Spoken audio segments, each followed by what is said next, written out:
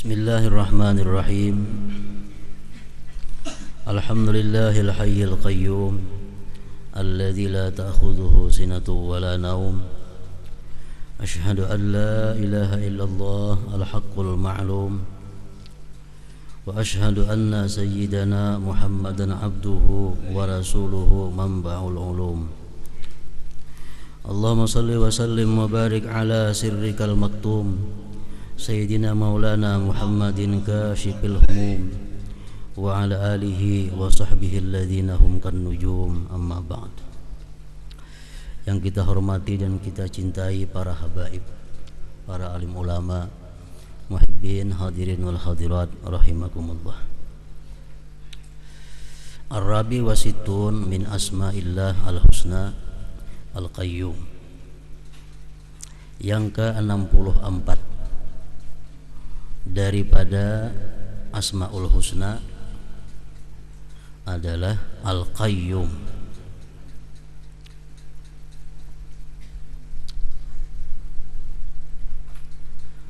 Huwal qa'im binafsih al-muqimu li ghairih 'ala ad-dawam. Al-Qayyum itu artinya yang berdiri dengan sendirinya. Al-muqim li ghairih, dan mendirikan bagi yang lainnya.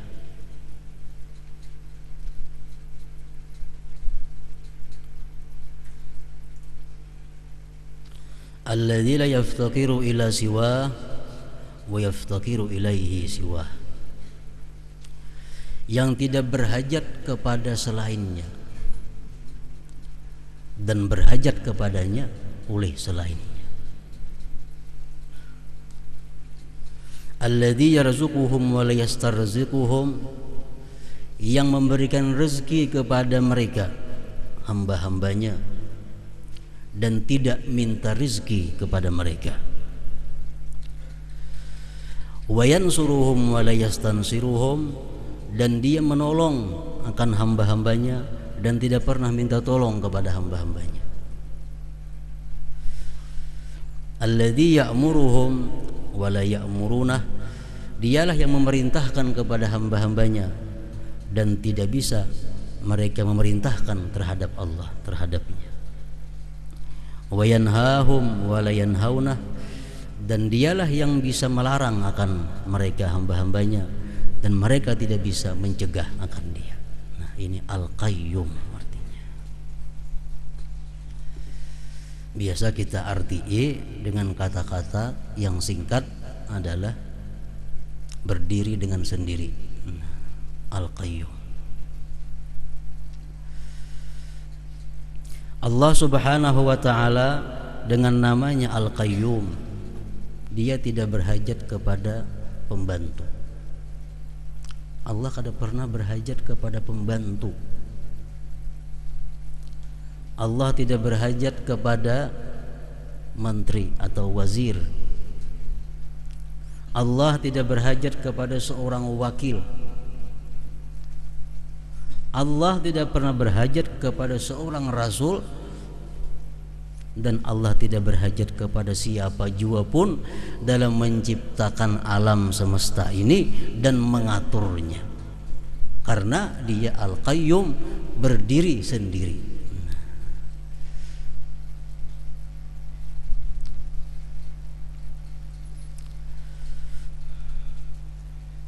Para muhibbin rahimakumullah,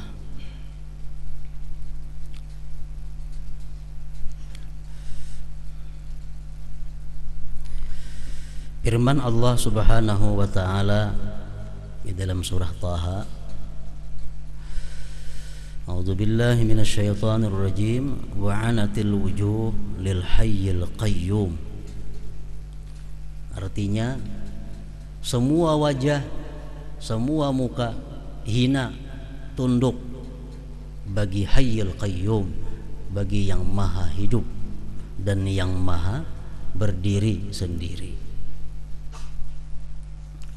Kemudian lagi di dalam awal ayat kursi, Allahu la ilaha illa huwal hayyul qayyum. la ta'khudhuhu sinatu wala naum. Di dalam Al-Quran kalau kada khilaf cuma ada tiga Al-Qayyum ini. Dalam surah Baqarah 1 ayat kursi, dalam surah Ali Imran 1, dalam surah Taha 1. Oleh Rasulullah sallallahu alaihi wasallam disebutkan bahwa ini Al-Qayyum bersama dengan Al-Hayyu sebelumnya merupakan Ismullahil Azam, nama Allah yang maha besar. Sebagaimana kita tahu bahwa ayat kursi itu merupakan sayyidul ay, penghulu ayat. Ayat kursi adalah paling mulia ayat di dalam Al-Quran. Dan ayat kursi itu diawali dengan kalimat Allahu la ilaha illa huwal hayyul qayyum. Jadi dengan adanya Al-Hayyul Qayyum itu sudah mencakup seluruh sifat-sifat kesempurnaan, sifat-sifat kebesaran, dan segala sifat-sifat kemuliaan lainnya. Cukup dengan Al-Hayyul Qayyum ini. Para muhibbin rahimakumullah, kita membicarakan Al-Qayyum yang terkandung di dalam ayat Al-Kursi.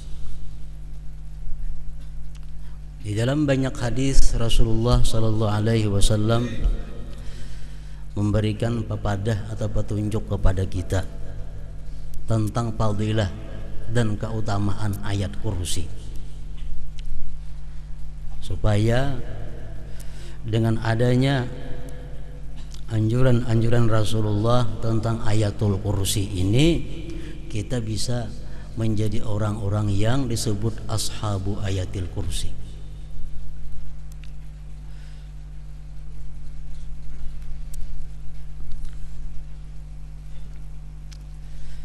Banyak hadis dari yang sahih sampai yang dhaif tentang keutamaan ayatul kursi. Di antaranya Anil Imam Ali karramallahu wajhah anin Nabi sallallahu alaihi wasallam, man qara ayatul kursi fi duburi kulli salatin maktubah lam yamna'hu min dukhulil jannah illa al-maut. Bersabda Rasulullah, barang siapa membaca ayat kursi pada sesudah tiap-tiap sembahyang fardu, setiap sembahyang fardu selesai dia baca ayat kursi, lam yamna'hu min dukhulil jannah illal maut, tidak mencegah akan dia masuk surga hanya kematian. Artinya begitu mati surga menunggunya. Nah, ini fadilah ayatul kursi.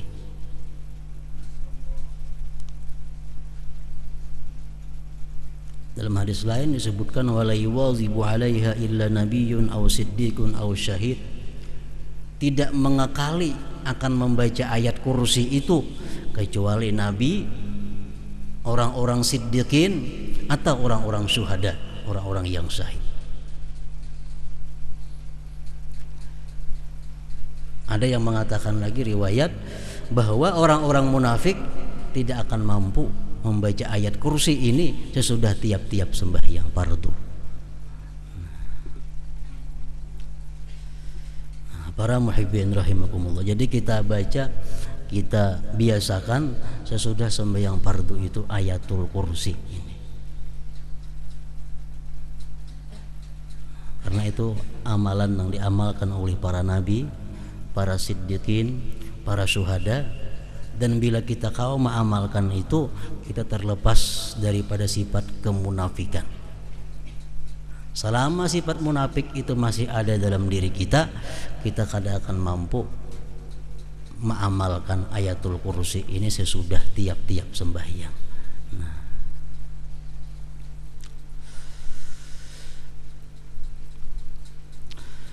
para muhibbin rahimakumullah, yang kedua, ayat kursi ini perlu kita baca di waktu hendak guring. Allahu la ilaha illa wal hayyul qayyum. Supaya apa? Supaya dalam guring kita itu jasad dan roh kita terhindar daripada godaan atau gangguan syaitan.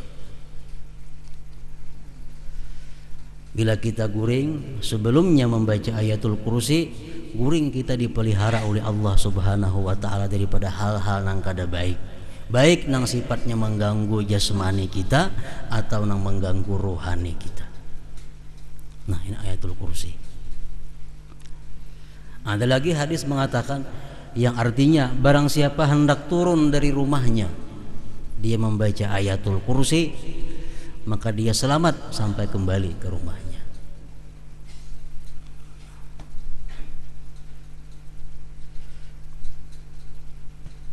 Ada lagi hadis yang mengatakan kalau kita umpamanya ragu-ragu, khawatir makanan nang bakal kita hidangkan nih kalau kada cukup, nah, bacakan ayat kursi di makanan itu, niscaya cukup. Ini ibu-ibu yang membeludak seruan datang, nggak ada diundang banyak juga datangan, lah kasih bacakan ayat kursi di kawah, bacakan ayat kursi di iwak, nah, insya Allah berkah cukup. Nah, ayatul kursi. Dan lagi dalam petunjuknya ayatul kursi ini kalau kita baca dan kita kelilingi pahumaan kita, nah terjaga pahumaan kita daripada segala macam bala dan bencana. Jadi berputar baca ayat kursi berapa kali ini tuntung, nah putar sampai tuntung kembali ke tempat semula, baca ayatul kursi. Kenapa ayat kursi ini begitu mulia, begitu tinggi kedudukannya, sampai-sampai disebut sayyidu ayil Quran, penghulu ayat Al-Quran? Karena di dalamnya ada terkandung Ismullahil A'zam Al-Hayyil Qayyum. Ini Al-Hayyil Qayyum.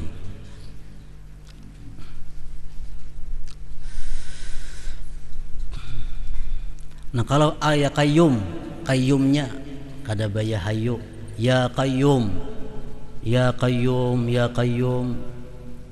Ini bagus dibaca bagi orang yang pengantukan. Orang pengantukan tuh, rahatan mengantuk, lah kasih baca ya Qayyum, ya Qayyum, ya Qayyum, hilang mengantuk. Ya Qayyum, ya Qayyum.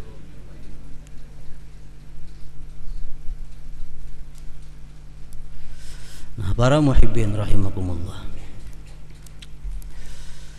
Al-mu'min bismillahil qayyum alla yaftaqira illa ila Allah ta'ala li'anna Allah huwal qa'im bi nafsihi wa ghairuhu qa'imun bih. Orang-orang yang beriman dengan nama Allah Al-Qayyum, kita percaya bahwa Allah itu kadang memerlukan siapa jua pun, tapi semua orang perlu kepada Allah. Yakin kita itu. Berarti Allah ini sangat mandiri. Allah sangat mandiri. Allah kada perlu ibadah kita, Allah kada perlu sanjungan kita, Allah kada perlu penghormatan kita, Allah kada perlu apa-apa dari kita, karena Dia Qayyum. Nah, kalau sudah kita beriman demikian bahwa Allah itu Al-Qayyum, bahwa Dia tidak berhajat kecuali kepada Allah Al-Qayyum. Kita kada berhajat lagi kepada siapa jua pun, hanya kepada Allah. Karena hanya Allah nang maha mendiri. Karena hanya Allah nang berdiri sendiri. Kalau lain pada Allah, sama aja lawan kita. Sama lawan kita. Nah, orang yang sudah beriman dengan Al-Qayyum, dia hanya berhajat kepada Allah. Karena dia tahu Allah itu Al-Qa'im bi nafsihi, berdiri sendirinya, wa ghairuhu qa'imun bih, selain Allah berdiri dengan Allah. Nah,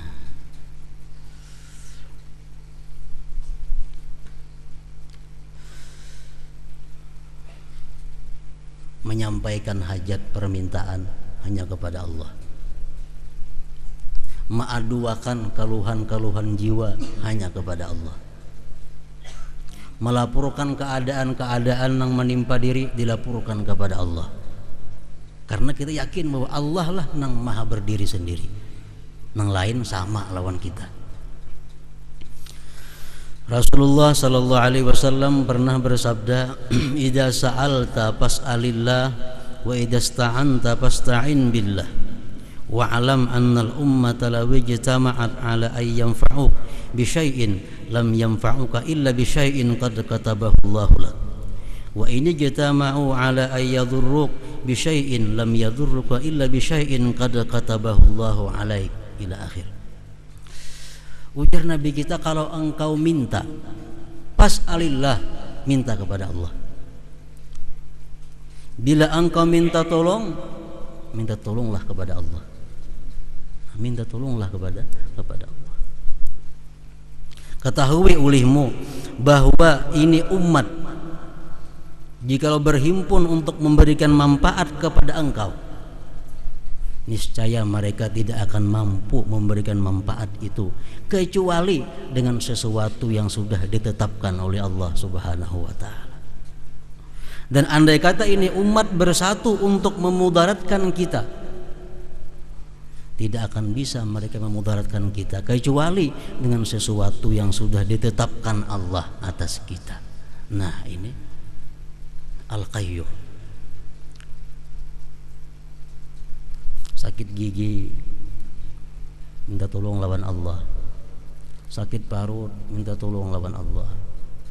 Kada berduit, minta duit lawan Allah. Nah, apalagi yang kita minta lawan Allah. Nabi Musa alaihi salam uyah habis minta lawan Allah.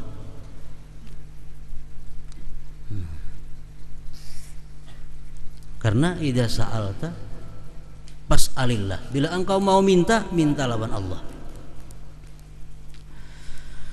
Wa fil kutubil ilahiyah, disebutkan dalam kitab-kitab ilahiyah, Allah berfirman, wa izzati wa jalali la aqta'anna amala man yu'ammilu ghairi wa la ulbisannahu thawabal madallati indan nas wa la ahjubannahu an qurbi wa la ub'idannahu an wusli wa la aj'alannahu mutafakkiran hayran yu'ammilu ghairi fi syada'id wa syada'idu biyadi wa anal hayyul qayyum.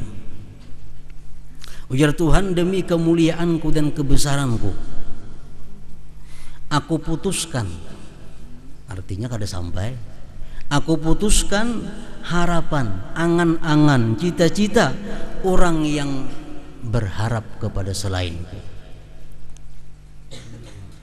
Mengapa kita punya angan-angan, tapi kita berharap mudahan si anu itu mengabulkan? Allah putuskan, kada akan sampai. Dan aku berikan pakaian bagi dia, pakaian kehinaan di sisi manusia, dan aku dinding dia daripada kedekatanku, dan aku jauhkan dia daripada menghubungiku, dan aku jadikan dia berpikir bingung. Dia mengharap selainku, padahal dalam kesulitan-kesulitan, sedangkan kesulitan itu berada di tanganku, ujar Tuhan. Wa anal hayyul qayyum. Akulah al hayyul qayyum. Nah, para muhibbin rahimakumullah. Jadi hadis ini, bila engkau minta lawan Allah, bila engkau minta tolong kepada Allah. Ini hadis bukan melarang kita, berobat ke dokter, minta lawan manusia, bukan melarang. Minta pertolongan kepada polisi, minta pertolongan kepada dokter, bukan melarang itu. Selama i'tiqad kita, keyakinan kita bahwa yang bisa menolong itu adalah hanya Allah Al-Qayyum. Kita boleh minta tolong lawan dokter, tapi kita ingat, minta tolong kepada dokter ini hanya adalah sababun minal asbab, satu sebab dari macam-macam sebab. Allah sudah mengatakan dalam Al-Quran, wa ja'alna likulli syai'in sabab. Kami jadikan bagi tiap-tiap sesuatu itu ada sebabnya. Nah, jadi kita minta lawan orang sesuatu itu hanya sebab. Kita punya i'tikad di dalam hati bahwa yang bisa memberi kita itu adalah Allah Subhanahu wa taala.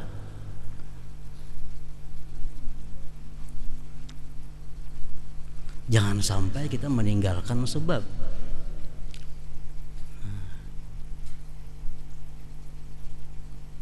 Kita sakit, kita minta kepada Allah kesembuhan, karena Allah hanya bisa menyembuhkan kita. Tapi kita mesti berobat, ini sebabnya. Yang dikhawatirkan oleh para ulama, yang dikhawatirkan oleh Rasulullah, bahwa kita ini terdinding oleh sebab, kada ingat lagi dengan yang membikin sebab itu. Nah, ini yang dikhawatirkan. Kita kadang-kadang memuji-muji sebab, kita kadang-kadang takut kepada sebab melebihi takut kepada Allah. Kita cinta lawan sebab melebihi cinta kepada Allah. Nah, ini yang salah. Kita hendak minta lawan seseorang, baik minta pekerjaan, baik minta apa, kita sanjung-sanjung inya, kita puji-puji inya, kita sembah inya. Nah, melebihi sanjungan kita kepada Allah, melebihi harap kita kepada Allah. Nah, ini yang kada boleh. Kalau kita sudah beriman kepada Al-Qayyum, silahkan kita berobat, silahkan kita minta tolong lawan siapa, tapi mesti ingat nang berhak memberikan pertolongan itu nang kuasa hanya Allah. Nang ku lakukan ini hanya usaha atau sebab daripada macam-macam sebab. Para muhibbin rahimakumullah, kita mengadakan acara umpamanya di rumah berselamatan, kita mau undang orang, kita minta kepada Allah agar orang hadir ke tempat kita. Tapi kita sebab mesti besaruan. Coba kan gak ada besaruan. Ya Allah, hamba malam ini berselamatan, mudahan datang orang kampung ke rumah hamba. Bis, besaruan gak ada.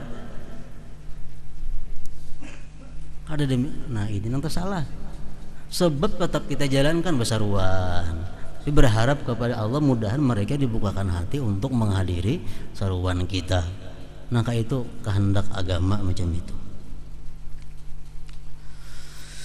Para muhibbin rahimakumullah, bila engkau minta, mintalah kepada Allah. Bila engkau minta tolong, minta tolonglah dengan Allah. Ini pun juga kada melarang kita bertawassul. Ini kada melarang kita bertawassul. Kenapa? Karena tawassul itu adalah sababun juga, satu sebab daripada berbagai macam sebab. Tawassul itu apa artinya? Minta kepada Allah memakai perantara, wasilah. Kita minta kepada Allah memakai wasilah. Dalam Al-Quran disebutkan wabtaghu ilaihil wasilah. Cari, tuntut kepada Allah itu perantara. Wabtaghu ilaihil wasilah. Carilah, tuntutlah kepada Allah itu perantara. Bukan berarti kita ini kada minta lawan Allah, bukan. Kita minta kepada Allah cuma melalui perantara. Perantaranya apa? Bisa perantara ini amal saleh atau orang-orang saleh. Ingat kisah orang yang terkurung dalam gua. Kalau keluar lagi dalam gua karena tertutup batu. Nah, mereka yang bertiga ini bertawassul dengan amal salihnya. Ya Allah, hamba pernah berbuat bakti dengan kedua orang tua. Kalau itu engkau terima, maka bukakanlah pintu gua ini. Nah, itu tawassul dengan amal saleh. Nah, kalau kita minta kepada Allah, kita ada punya amal saleh yang bisa kita andalkan, kita minta kepada Allah dengan amal saleh kita. Nah, ini bertawassul dengan amal saleh. Itu boleh juga bertawassul dengan orang-orang saleh. Nah, tawassul dengan orang saleh ini yang kita kadang-kadang lupa dan bisa membahayakan keimanan kita. Tawassul dengan orang saleh.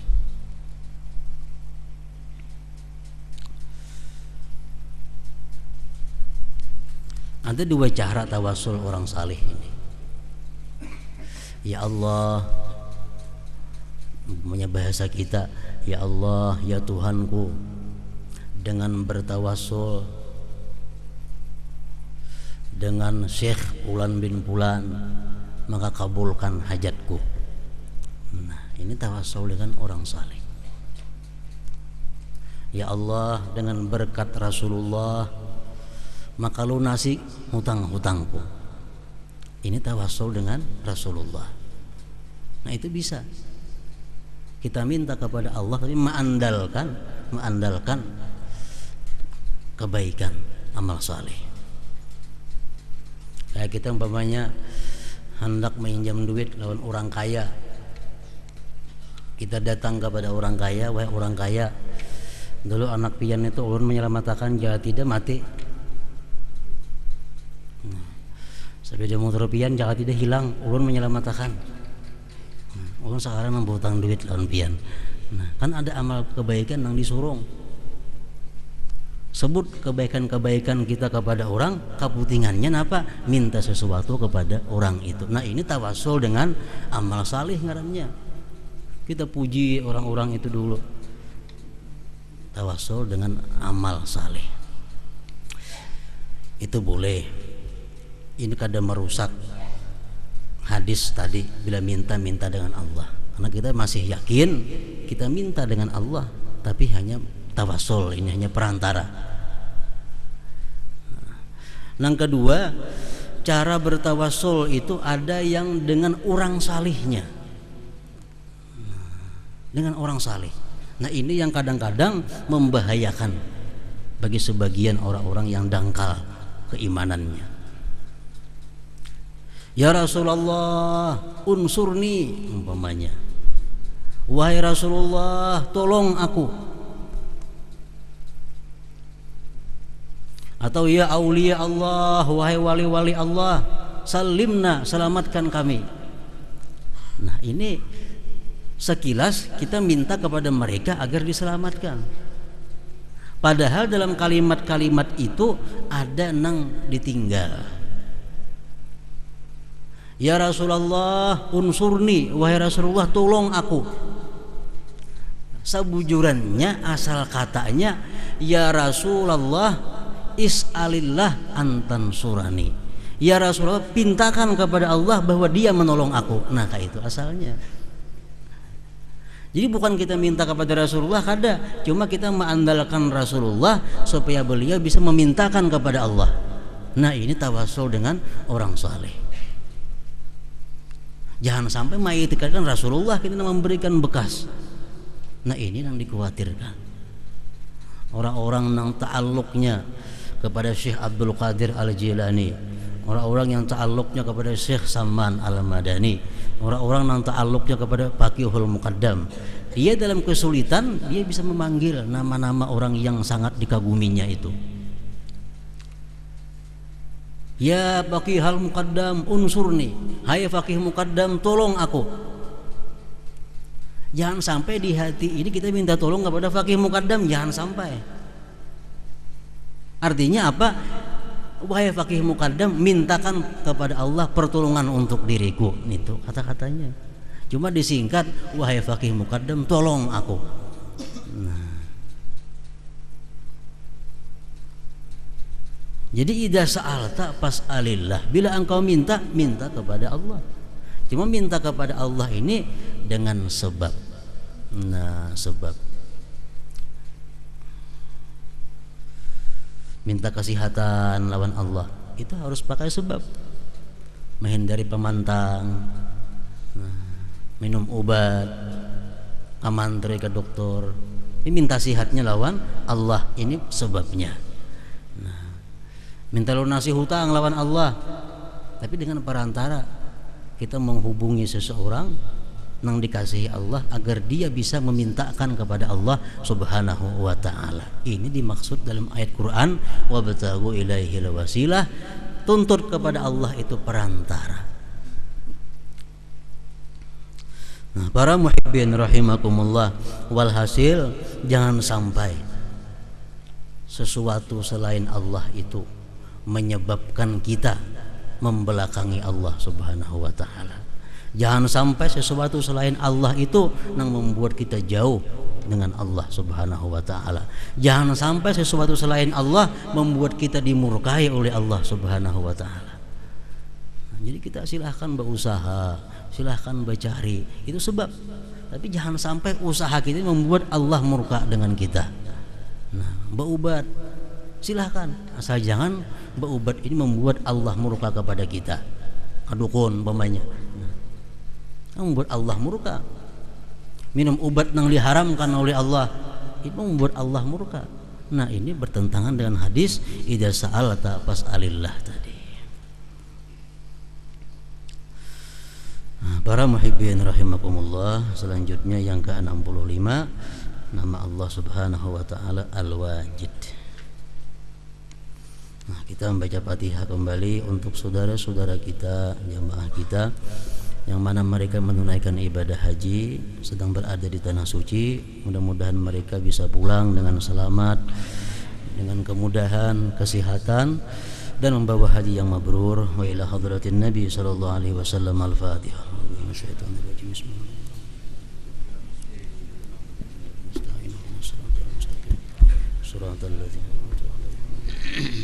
Alhamdulillah Rabbil Alamin. Allahumma salli ala Muhammad wa ali Muhammad.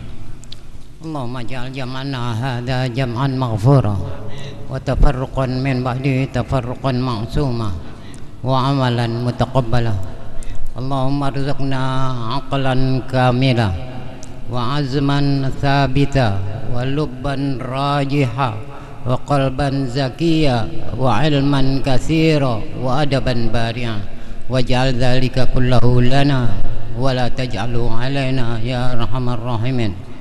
Allahumma ktub sitra wassalamah wal ismata wal afiyata alaina wa ala man hadarana wa ala man ajra hadzal khair fi hadhihi laila waj'al du'ana awwalu salahan wa usatuhu najahan wa akhiruhu falahan birahmatika ya arhamar rahimin wa ya akrama akramin. Subhana rabbika rabbil izzati amma yasifun, salamun ala mursalin, alhamdulillahi rabbil alamin. Ya ayyuhar rajuna minna syafa'atan sallu alaihi wa sallimu taslima. Allahumma salli wa sallim